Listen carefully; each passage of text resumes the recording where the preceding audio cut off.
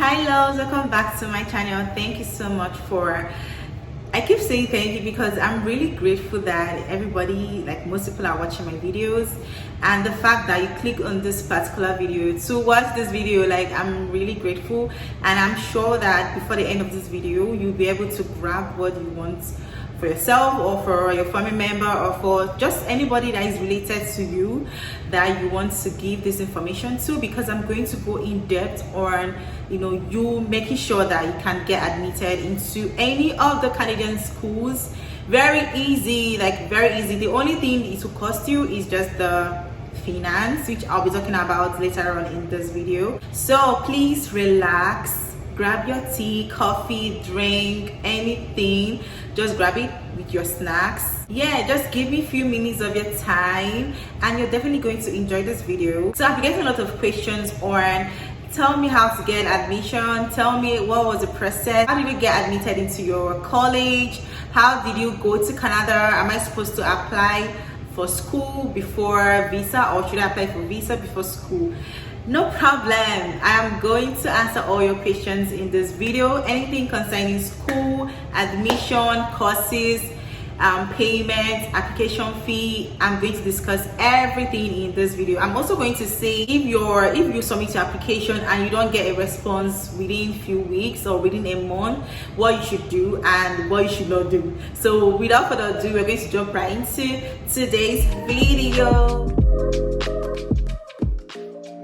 So please do subscribe to my channel. If I don't say that often, please subscribe to my channel, watch all of my videos. I get so many questions on the videos I've already made. Please just go back to the videos. I have videos on my agency, I have videos on how I got my accommodation before landing in Canada, I have videos on my first days and what to do when you come into Canada, the first steps you should take when you come into Canada. I also have videos on the process of coming from Nigeria to Canada. So please watch these videos and I'm very sure it will help you in answering some of your questions. So let's jump right into today's video. Yes, I want to lay out there that I am not any school agent. I don't help people come into Canada through school. I'm only here to tell you that I'm only here to let you know my processes, the documents you should submit to get like express entry into any school. I got rejected a few times, but with the rejection and me getting successfully admitted into my college, my present college,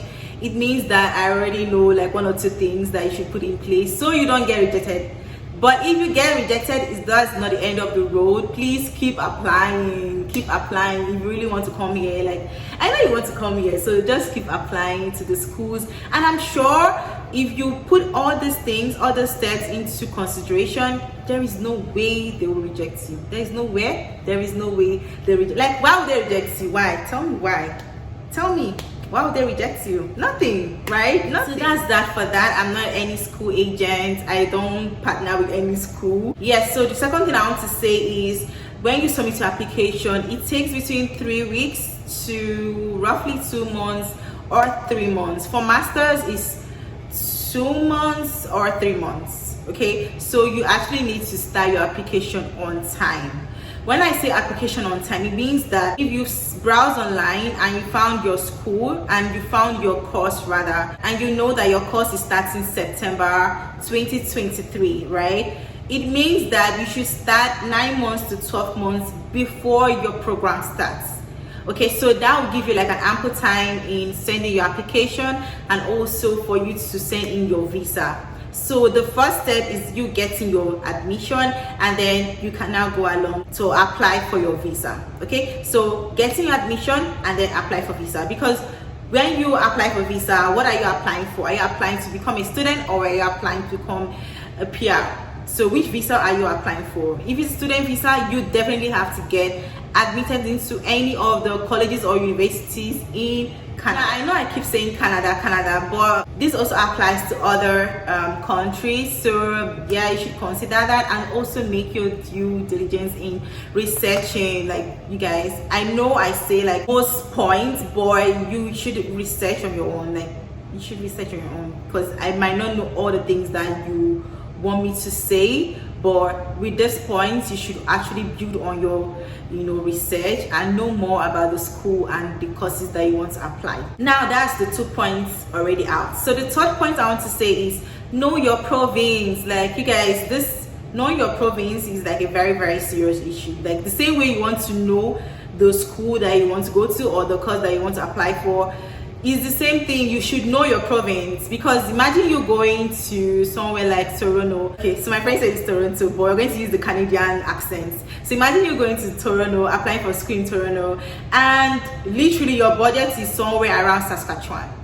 So imagine you using the budget of Saskatchewan in Toronto. Like, it's to make you feel, first of all, you feel depressed. Second of all, you will feel the need to keep working, and then you forget that you're here for school. That makes your scores to reduce, and you don't want that for yourself. You don't want to come to Canada and be having bad grades. You don't want to.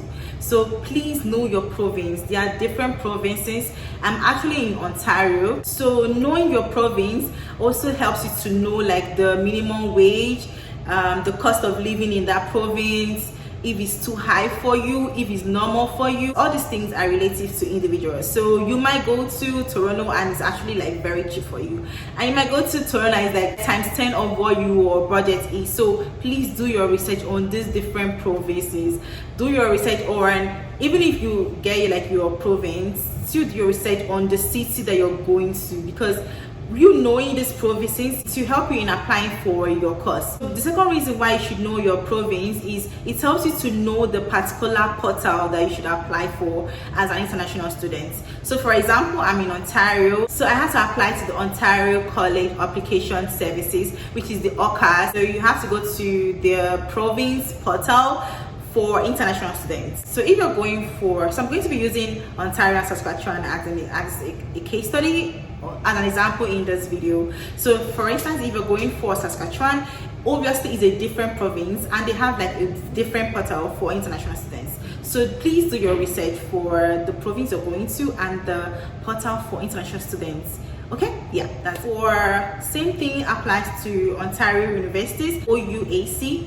That's for those going for universities, and for those going for colleges, that's the Ontario College Application Services, that's the OCAS. So please do your research in knowing the province, and that will help you in knowing the particular portal for international students to apply for. So when you're applying for the school, you should make sure that the school is eligible for you to apply for your postgraduate work permit, because you don't want to come to Canada and not be able to work, right? So make sure that the school is eligible for you to work after schooling. That will help you to extend your years in Canada, and also for you to get your PR, because I mean, that's it, good, right? So how do you register with OCAS, or how do you register with any of the province portals that you have? First of all, you have to create an account. When you type into the website of the province portal for international students, you should see create an account. Create an account, you can actually just try to go around the website to know your way, to get familiarized with the website, but you first of all have to create an account. When you create an account, then you can proceed with submitting your documents. Now, I don't know if the application fee has increased or it has not, but I'm definitely going to drop a link to that. So when I applied, it was $100. So you should pay for your application fee. This fee is non-refundable. I'm sorry. Yeah, but this fee is not refundable. Even if you don't get the admission, they won't refund you. So just be very sure on the documents you're submitting, which I'll be saying at the end, before the end of this video. So when you pay for your application fee and they receive this application fee, you will get a notification mail that your application fee has been received and is in process. Okay, so please make sure that you have like an email for your school and also for your visa. So that is where all the information that you receive from your school will be. So you should make sure that your email is intact, your password, you can easily access your email every time. So they actually sent me a mail that I need to update my date of birth. So I had to, if I'm assuming I did not get like that mail on time, that would have taken longer time, and then they would just close the admission process for me. So immediately I got the mail, I just clicked on the website, and then I logged in, and then I had to readjust my date of birth, and then we submitted it again. So please make sure that your mail is very accessible and you can actually respond and receive mails easily. I've actually spoken on searching for your desired school. Please make sure that you know the province of this school. So what happens after applying to the school through these portals and you don't get a response? Just know that for undergraduates or postgraduates, it takes like 3 weeks to 2 months, while masters takes like 2 months to 3 months. So between the line of a month plus or 2 months, and you've not yet received a mail from the school, please, you can reach out to them. Like, they are very, very easy to reach out. Like, they want you to reach out to them, to be honest. Send them a mail, ask them that, hello, hi, this mail makes you well, you are this, you submitted your application, this is the program you're going for, and up to now you have not received a response from them. Just as in, kind of like the admission process, if you actually meet up to the criteria and all that, you can actually reach out to them. Like, their mails are everywhere. You can even call them from any of the countries that you are. For me, I think I submitted around November, middle of November, and I got their response around early January. I think, yeah, I got their response early January. So around December, a mail was sent to them letting them know that I am actually running out of patience. Like, what is the admission process? Am I actually meeting up to the criteria? What is my fate? Literally, like, reach out to them. And within few weeks, that's like, I sent the mail was sent December, and within few weeks, that's around January, I got my admission. Like, hi, congratulations. And like, this year, when I got the mail, I was like, what? It's good. This is a sign. This is a sign that I am definitely going to get my visa on time. Like, when I saw that, congratulations, this, that, we're happy to have you in our school. Like, I was like, wow, oh my God. Wow! I was so happy. Like, I was literally very, very excited. So please reach out to them, and that, who knows, that would also speed the process of your admission. So reach out to them if you've not gotten any response from them on time. So I have said everything that you need to know about your admission process. Now, what are these documents? Like, what is this particular document that I need to submit? I think it's very, very bulky. I think it's this one, that one. No, it's not bulky at all. Like, it is not. Like, you just need few proper detailed documents, and then you're good to go. Obviously, these documents are with you. Some might be with you, some are not with you, but this is a good time to start. Okay, so if you're applying for a school next year, you should know that you should start your application as soon as possible. This is October, so happy Independence Day, my Nigerian people. So if you're applying for a school in September, please, you should start this month or next month, so you'll be able to have like good time to apply for your visa. Now, what are these documents? If you're applying for a grade 11 or grade 12, meaning that if you're applying to come to Canada to start like SS2 or SS3, the Nigerian standard, it means that you're already done with your SS2 to SS1 to SS3 exam. That means that you've gotten your work already. So if you're coming in to start up the SS3 program here, they call it grade 11 or grade 12. So if you're coming in to start up that grade in Canada, it means that you need your SS1 to SS3 transcripts. You also need your WIAC or your NACO result, and you also need your international passport. So these are the 3 things you need to submit for those coming in for grade 11 to grade 12. So you need your IELTS, but some schools don't really accept IELTS for international students. For example, my school did not pressure me for any IELTS because I did not write IELTS. So just do your research. If you're not really sure, you can actually contact your school or mail the school that you want to really clarify, because these schools have like international bodies that are interested to welcome you on board. So as an international student, if it's okay for you to leave the IELTS, or they just want like an English proficiency exam, or they're okay with you just submitting your WAEC, because most schools in Nigeria teach in English. So I mean, it's understandable if they don't ask for IELTS. So for my school, they didn't ask for IELTS, so I just submitted my application. Now to the next one. For those applying for undergraduate degree, you're going to be needing your WAEC or NECO result, your international passport, and your IELTS. Obviously it's optional, so do your research if your school needs IELTS. Postgraduate is also for masters. You also need your WAEC and your NECO results with scratch card. You need your international passport. You need your IELTS, which is also optional. You need your university transcripts. You need your university certificates, and then you also need your evidence of your application fee. So all these programs all need evidence of application fee. So first of all, you need to make the application fee. You need to make that payment, and because you're going to submit the receipt. So talking about the program you should apply for, you might seem confused that, oh, what program should I apply for? What program should I actually go for? Because I'm confused. Should I go for this? Should I go for that? I did this in my undergraduate and I'm in a different field. Please, if you're in a different field and your resume and your CV is up to date on what's your job application, please let your course be in line with your career progression. It's very important. This is the mistake that everybody keeps making. Please don't make this mistake, because they are highly keen on your career progression.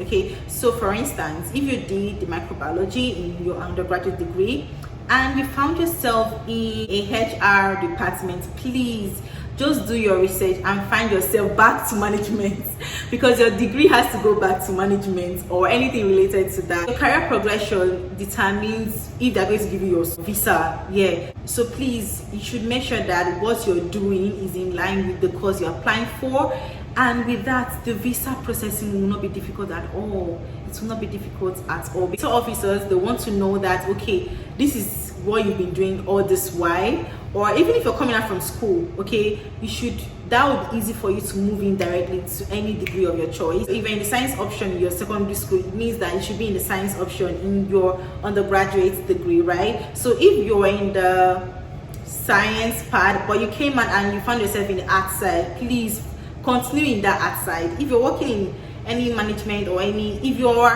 opportunity enough to still be in the health sector, please go along with your career progression and apply for schools in your career progression. Okay, so that will help you in your visa processing, and everybody will be happy, and you'll be happy, and I'll be happy, and I'll love the success stories. So please, when you start this application, please bear in mind that this information is very important. You can go back to watch this video anytime that you want to, and if I did not answer any of your questions, please send the questions in the comment section, and I'm definitely going to be answering your questions. Like, anytime I see any message pop up in my on my phone or in my laptop, I try as much as possible to answer on time. But if I don't answer on time, just know that I'm going to answer the next day. So please just ask me any questions that you're not so sure of, and as you're asking the questions, please also do your research, because I mean, I'm only human. I'm going to also drop the links of this website, and yeah, that will help you to proceed in your application. So please start now. If you're asking when you should start now. This is the right time to start. This is the right time, because I want to be happy that I helped few people. Like, start now, please, I'm begging you. Nothing is stopping you. Nothing. Is it your transcript? Start the application now. Start going to any office that you need to go to collect this transcript, because you need it. Don't forget to submit your transcripts, because you need your transcripts. Okay, so yeah, that's all for today's video. I'm pretty sure I touched on everything concerning admission. So yeah, that's it for today's video. Thank you guys so much for watching to this length. If you're not subscribed, please subscribe to my channel. Subscribe. I'm waiting. I am waiting. Subscribing. I'm subscribed. Okay, thank you. I know I can be dramatic, but thank you so much for subscribing to my channel. Please share this video to any of your loved ones, any of your friends, any of you, in fact, anybody that you know. Just share this video to them that you want to help them.